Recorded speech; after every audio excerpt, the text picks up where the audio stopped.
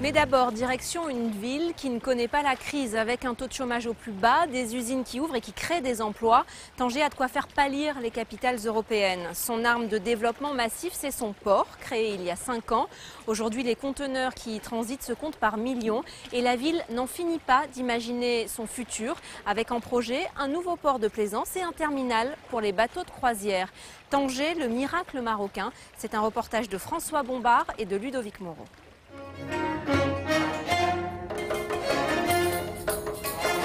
À Tanger, l'été joue longtemps les prolongations.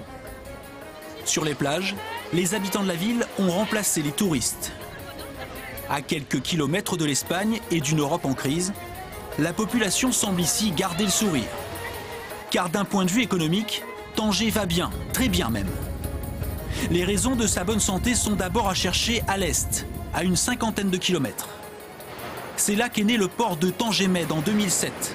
Un investissement colossal de plus de 3 milliards d'euros pour sortir de Casablanca, poumon économique saturé, et redonner du souffle à la région. Situé sur une route majeure du commerce maritime mondial, Tanger Med est devenu en 5 ans un géant du transbordement en Afrique, avec 2 millions de containers traités. Sur le terminal 1 et ses 1600 mètres de quai, le premier armateur mondial, le danois Maersk, a investi plusieurs centaines de millions d'euros pour obtenir sa propre concession. Un positionnement jugé stratégique par le groupe. Les volumes ont été variés par la crise mondiale, d'un côté. Par récemment, le printemps arabe, ce sont des choses qui arrivent. Mais nous restons sur une voie de développement permanente. Aujourd'hui, nous sommes certainement le terminal le plus performant de la Méditerranée. Nous avons des niveaux aujourd'hui qui se rapprochent des meilleurs quotas asiatiques. Et Maersk s'entend bien ainsi développer sa porte d'entrée vers l'Afrique, car le port continue de grandir avec une capacité qui sera portée de 3 à 8 millions de containers en 2014. Avec un terminal hydrocarbures, un autre pour le trafic passager, le Royaume, financeur pour partie du projet, a voulu voir très grand. Le port Tanger Med n'est pas uniquement un port, c'est un complexe intégré, industriel ou portuaire, qui est composé du port, d'infrastructures de connexion qui connectent ce port à un hinterland éloigné, et aussi de zones d'activité qui viennent tout autour du port pour créer une activité pérenne et durable. Et le groupe Renault va en profiter. D'ici arrivent et repartent régulièrement des milliers d'automobiles. Le constructeur a ainsi obtenu la concession de 13 hectares sur le port pour y établir son propre terminal, à quelques kilomètres seulement de sa toute nouvelle chaîne de fabrication. Tanger a donc su attirer le géant français, comme d'autres investisseurs étrangers, aujourd'hui installés dans sa zone franche. Toujours Tanger a eu une place phare au Maroc. Ça veut dire que c'est une locomotive qui va essayer de tirer tout l'arrière-pays sur le chemin du développement.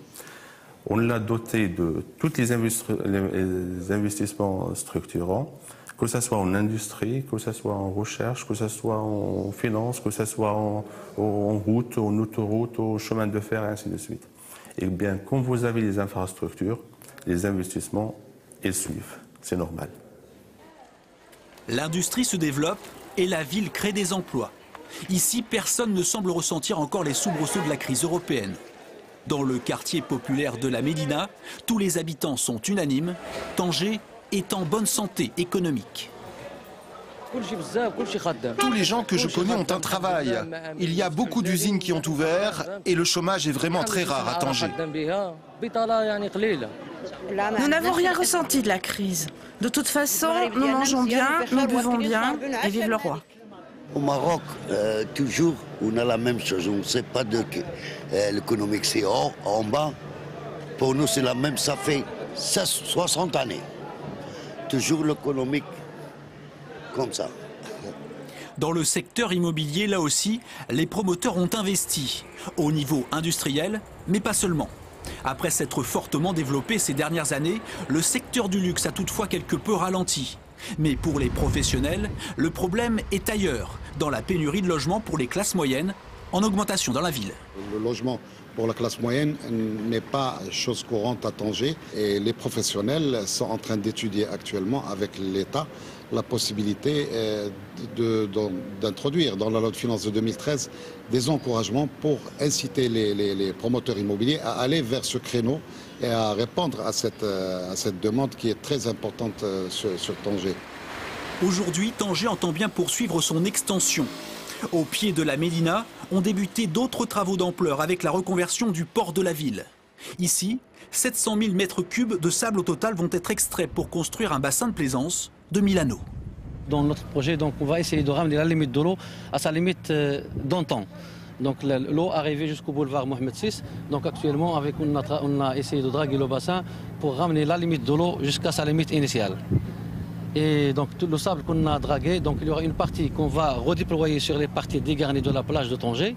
C'est la partie qui ont connu beaucoup d'événements, de phénomènes d'érosion. Une partie, on va la redéployer sur les terre-pleins du nouveau port de plaisance qu'on est en train d'aménager. Le projet prévoit aussi l'aménagement d'un nouveau port de pêche et surtout l'accueil des grands paquebots de tourisme. La ville entend ainsi devenir une destination phare sur le marché des croisières.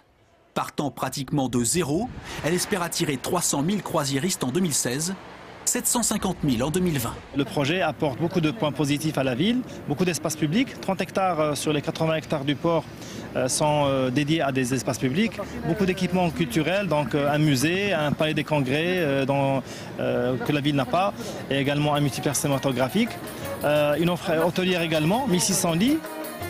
L'extérieur des remparts de la Médina devrait également être restauré. Sur les hauteurs de la ville, les Tangérois vont pouvoir continuer d'observer le détroit et sous leurs yeux, l'image d'une ville qui change.